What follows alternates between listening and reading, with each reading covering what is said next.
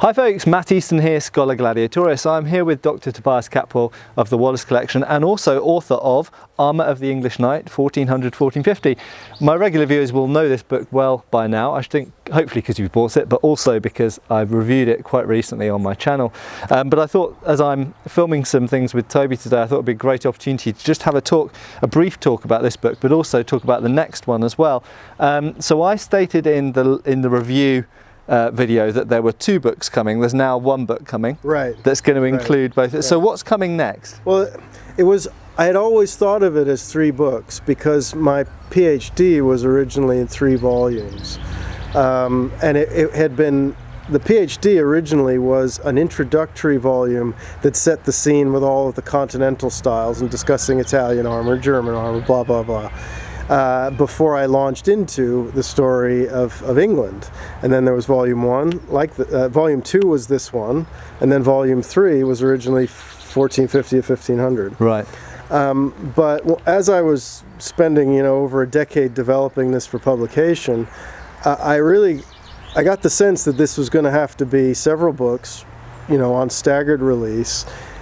And I thought that if I published the Continental stuff after so much time, and people knew about this book for a long time, and there was a fair amount of anticipation. I thought if I launched it and had a book that didn't actually talk about the English material at all, that wouldn't be received very well. And people wanted to hear about the English stuff. So you gave the people what they wanted. So yeah. And it made sense. That was the core of why my work was a bit special. Yeah. There's other places you can read about the German and the Italian stuff. So what do I need to... And there's lots of it surviving. Right, so, yeah, right. So I had sort of started to get known as the guy who was working on English armor. So I felt like I really needed to, open with that when I finally managed to get the stuff published.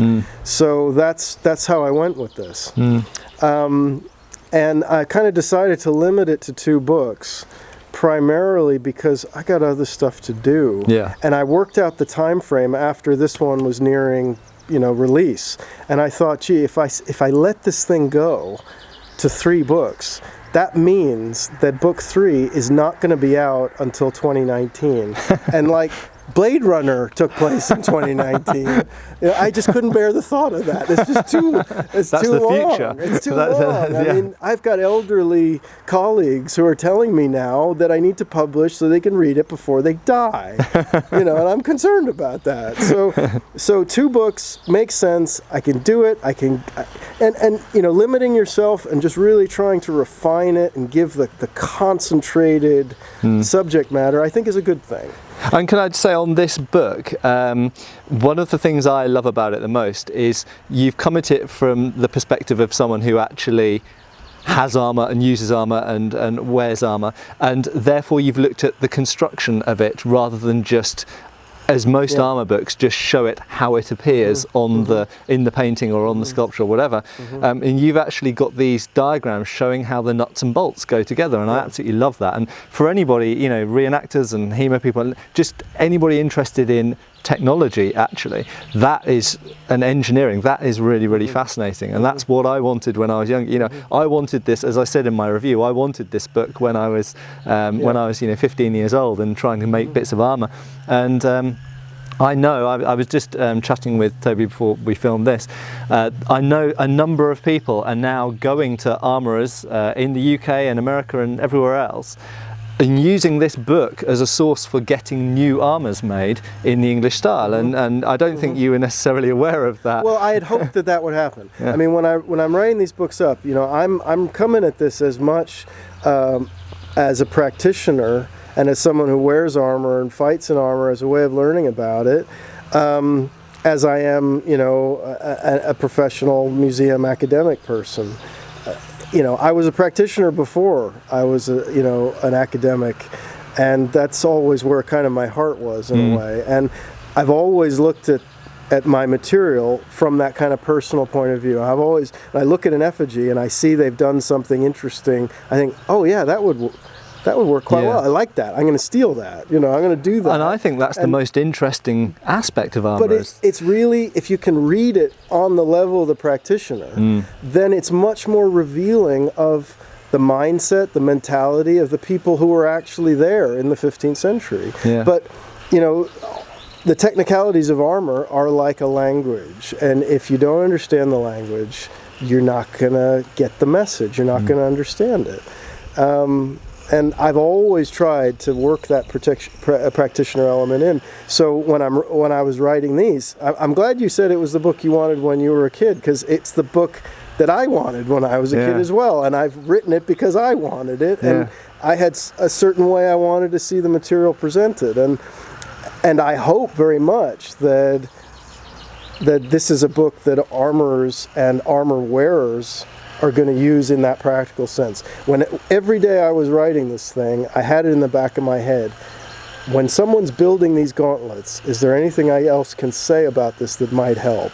You know, it might seem weird to some non-practitioner readers that I keep banging on about the position of the rivets or the position of the straps or whether they're using loose pin clasps or whatever, but I wanted this to be a builder's and a user's manual as much as, you know, something of a more abstract scholarly interest. And while I think of it, actually, it'd be really worthwhile, if you're watching this video, comment underneath if you are having an armour made inspired by the contents of this book, or indeed if you're planning to in the future, or you'd like to. It'd be really interesting to know who out there is doing what.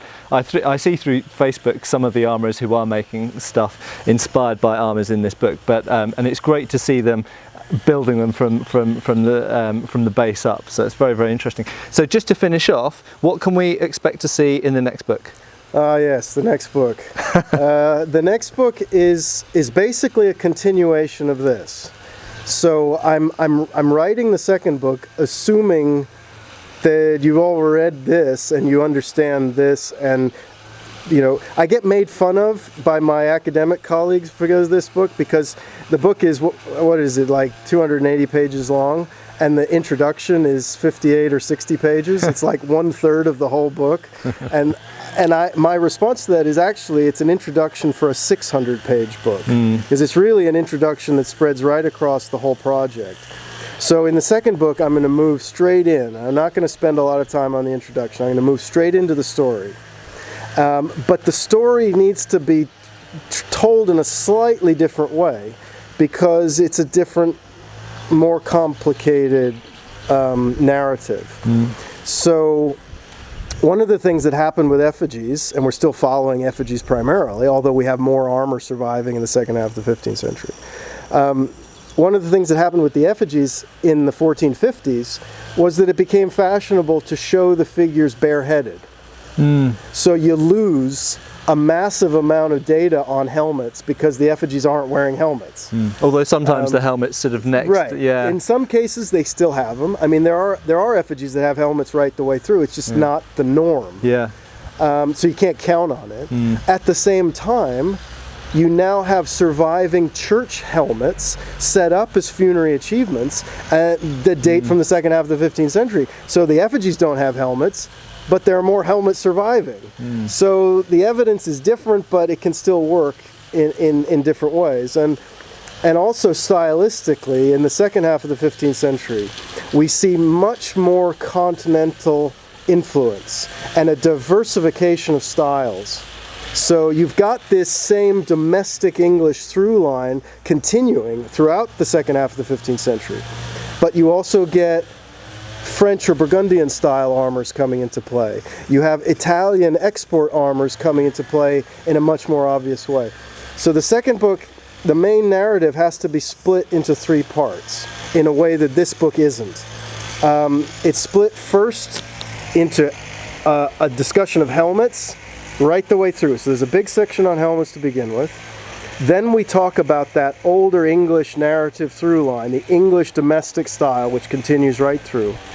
Then we have to deal with all the various other distinctly foreign or non-English influences.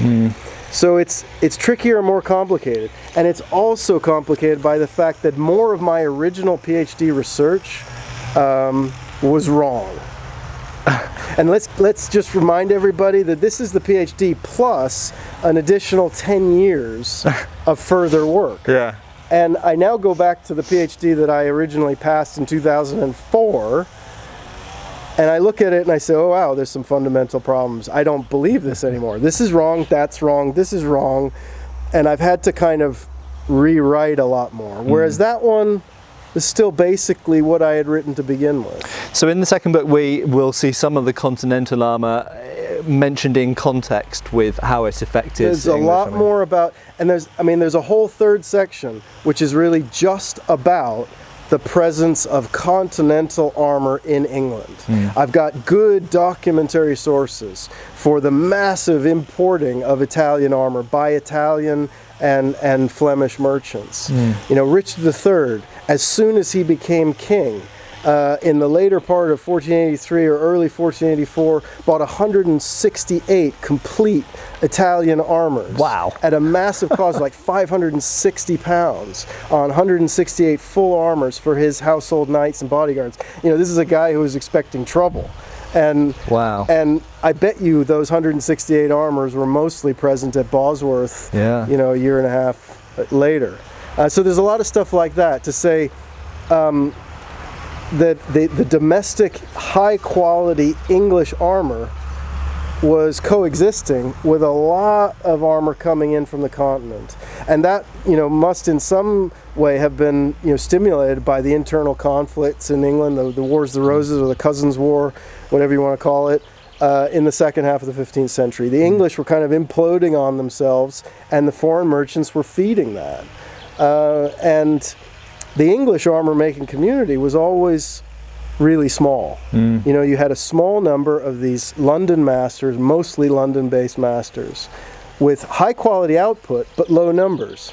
If you need 160 or 200 or 300 complete armors like that, that's where the foreign market really comes in. And that's the reverse of what the traditional take on this has said, but that's something that I introduced in this, and then I'm going to continue with the second book.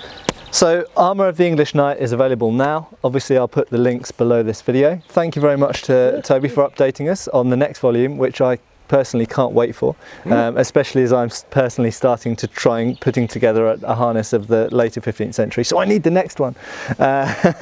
So hurry up. All right. Thank you. Thanks a lot. See you later. Cheers. Thank you. Thank you for watching. Please subscribe, follow us on Facebook. You can buy t-shirts through Spreadshirt, support us on Patreon, or follow us on Pinterest. Thank you.